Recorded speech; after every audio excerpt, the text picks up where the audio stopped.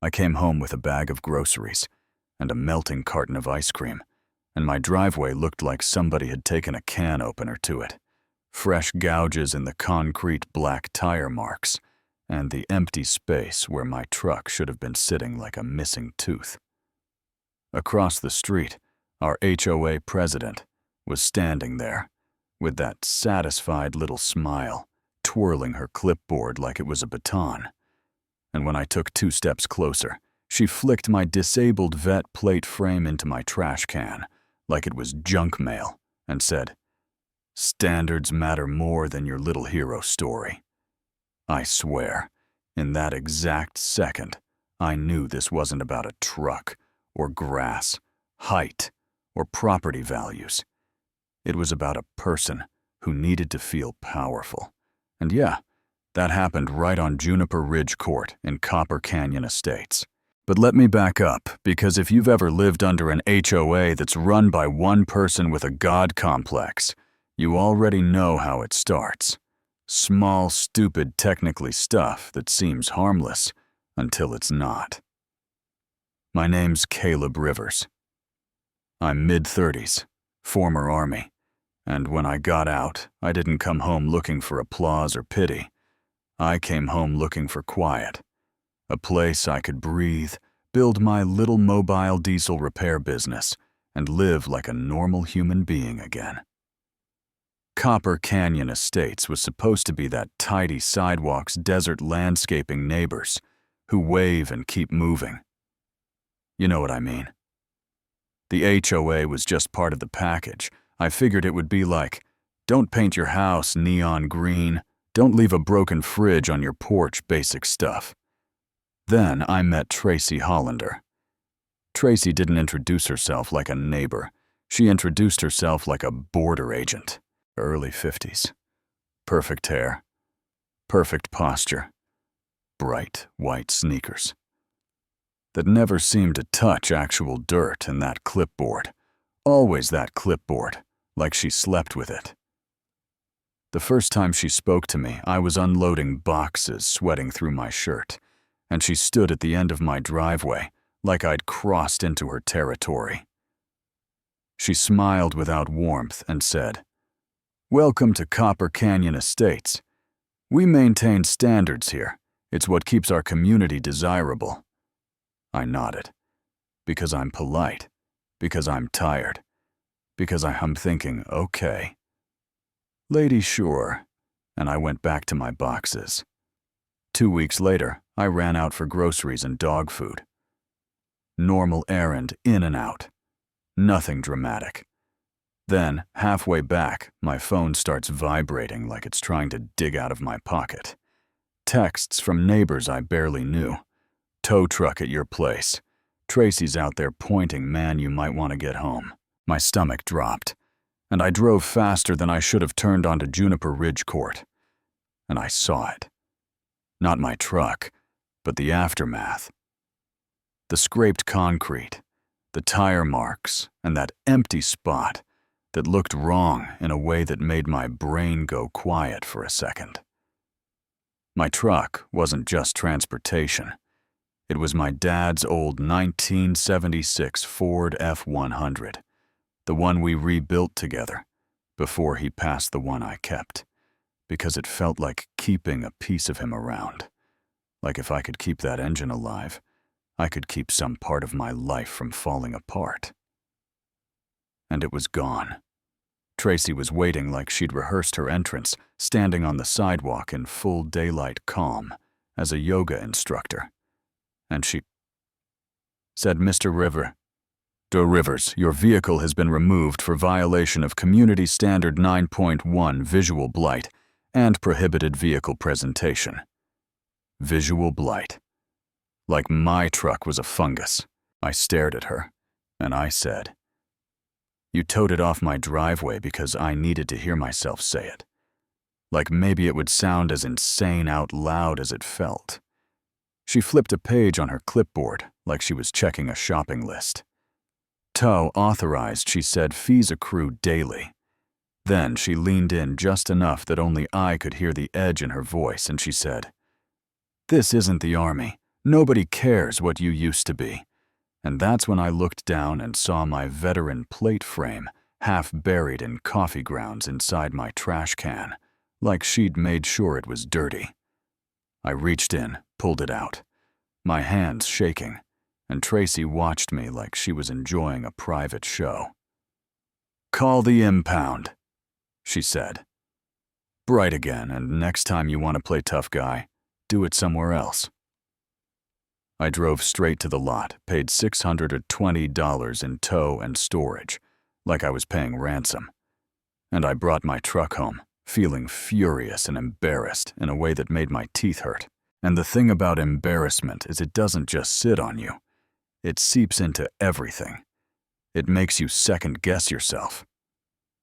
It makes you wonder if you're the crazy one, and I could feel Tracy counting on that.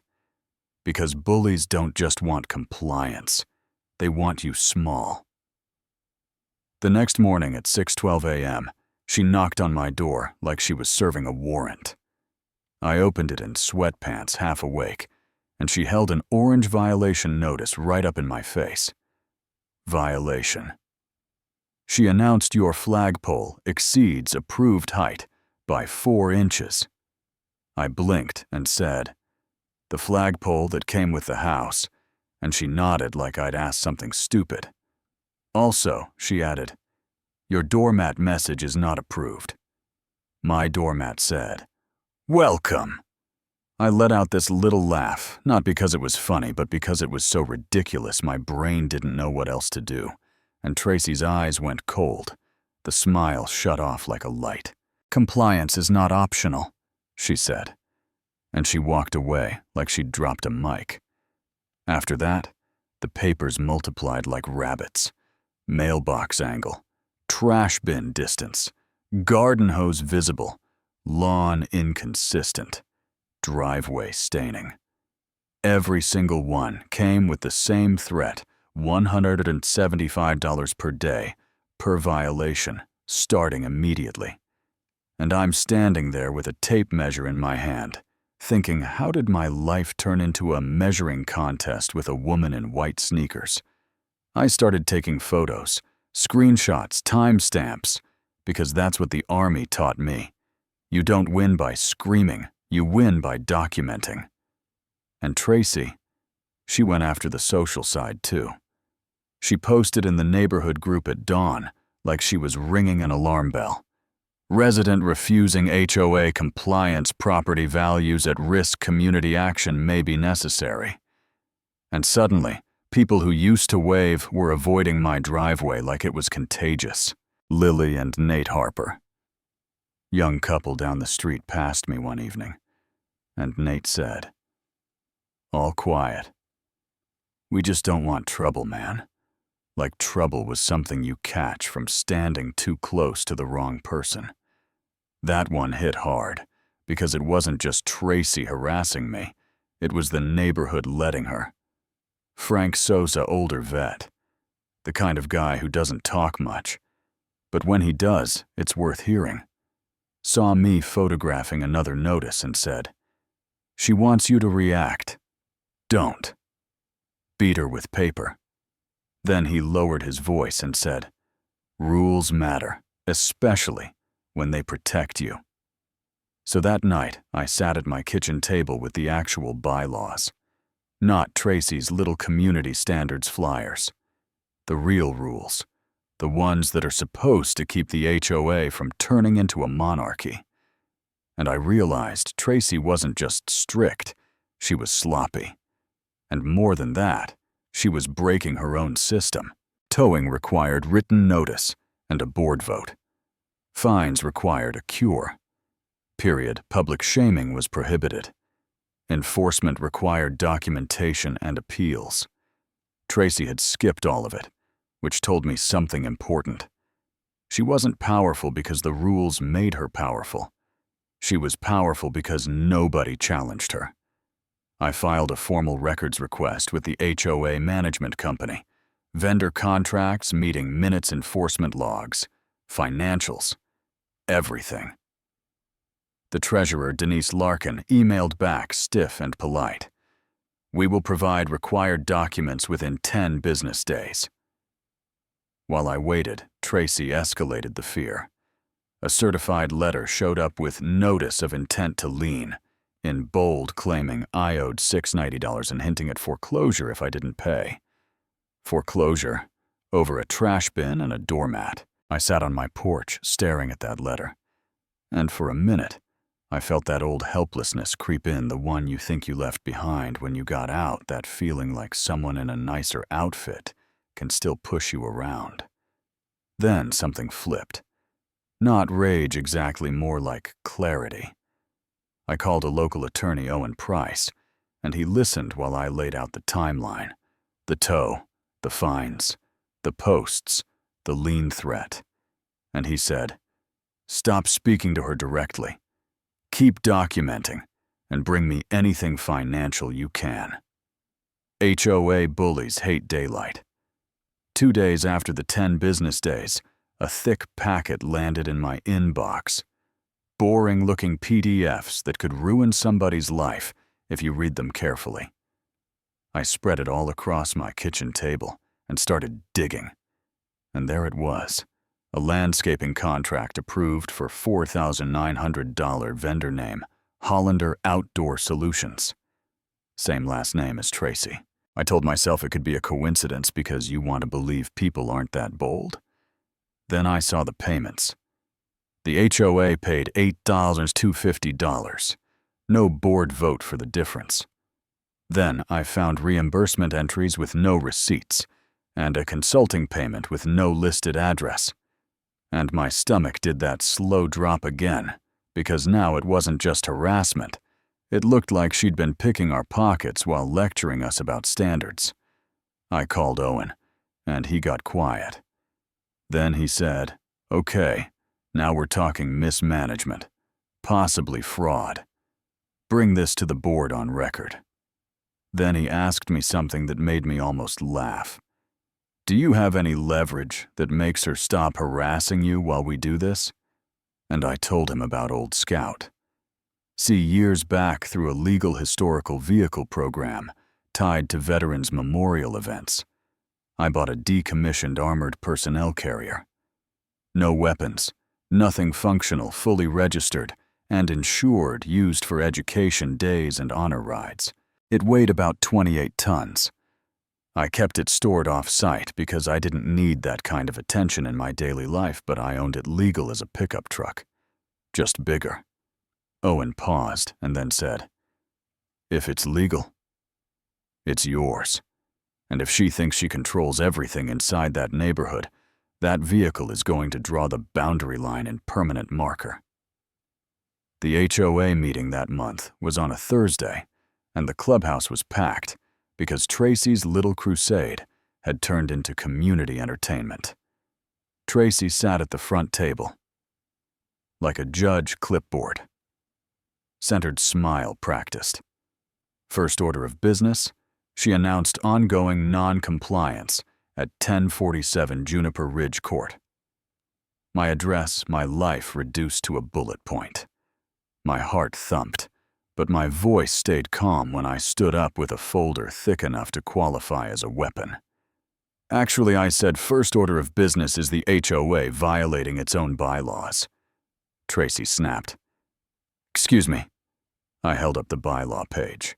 Towing requires notice and a board vote. You did neither. These fines require a cure period. You skipped that. You also posted my address online.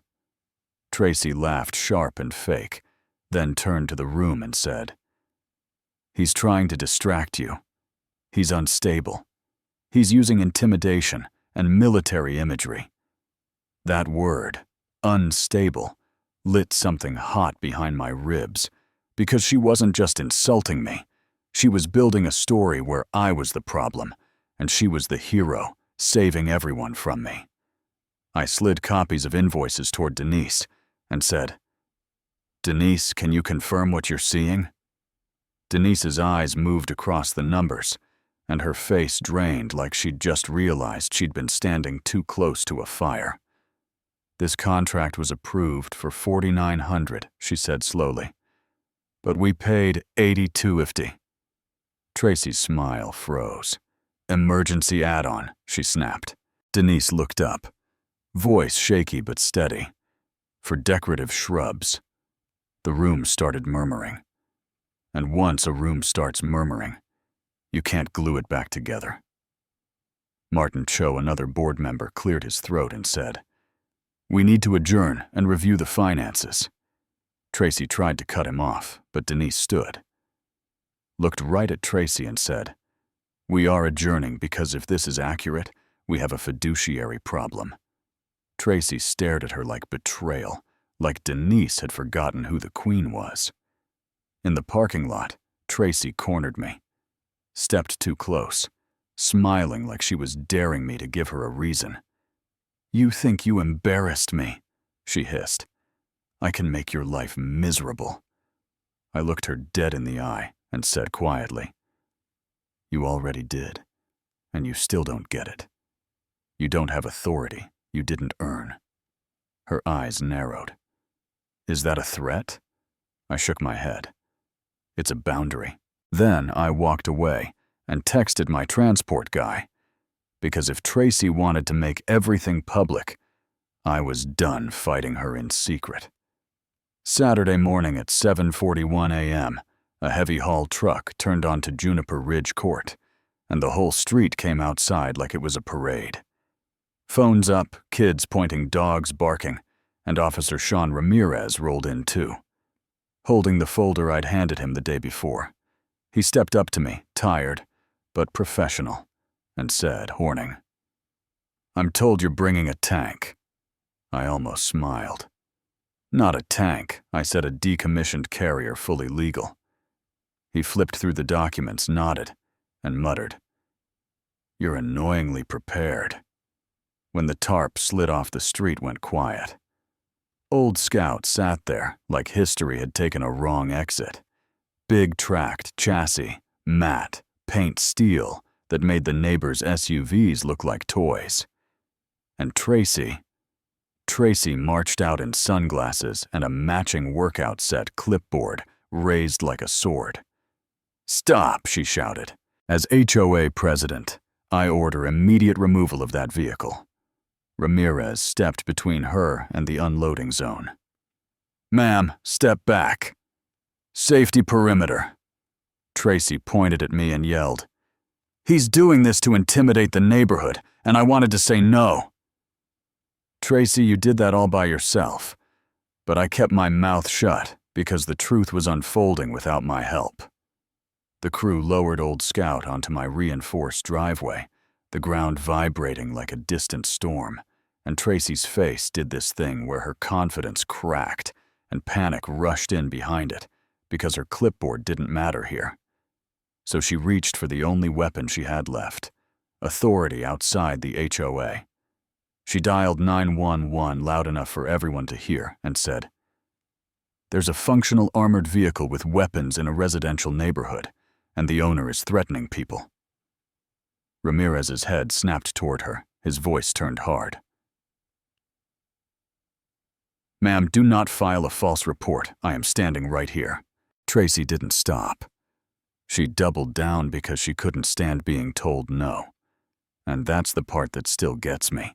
She'd rather risk a criminal charge than admit she was wrong.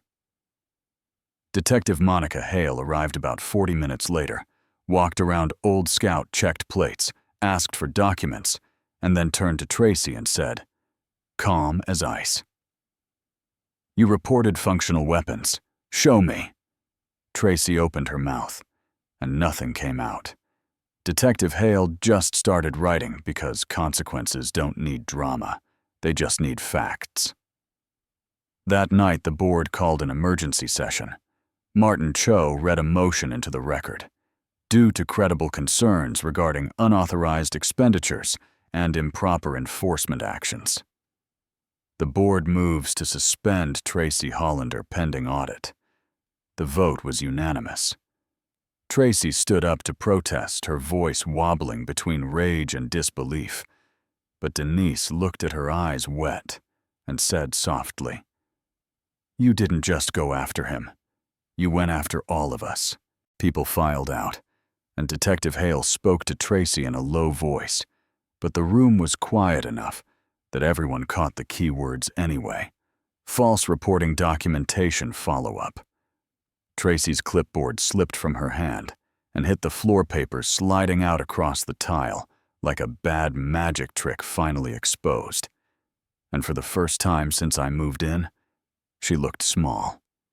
Now here's the part that's going to split the comments, because it didn't end with a group hug and fireworks. 2 days later, the board emailed a proposed rule: no non-standard vehicles visible from street view, including commercial equipment and historical displays. In plain English, they wanted Old Scout gone, and they wanted to make sure nobody ever did what I did again, including the next guy Tracy might try to crush. Some neighbors cheered because fear is loud, and it spreads fast. Others said, so the solution to abuse is more rules. And a few people looked at me like I'd become the new problem, like I proved Tracy wrong by proving her right.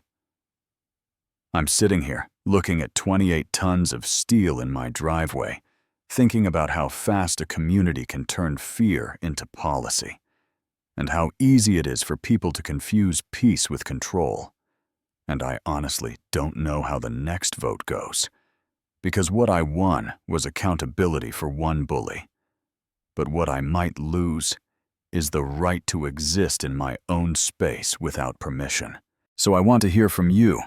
Was I wrong for bringing Old Scout home to draw a line? Or was it the only language a bully like Tracy understands? Where's the line between protecting a neighborhood and policing people's lives? And how much power should an HOA really have over what you own on your own property? Drop your take in the comments. Right, wrong, too far, not far enough. And if you've ever dealt with an HOA tyrant, tell me exactly what they tried to pull, because I read every story. And I promise you, you're not the only one who's been made to feel small in the place you're supposed to feel safe.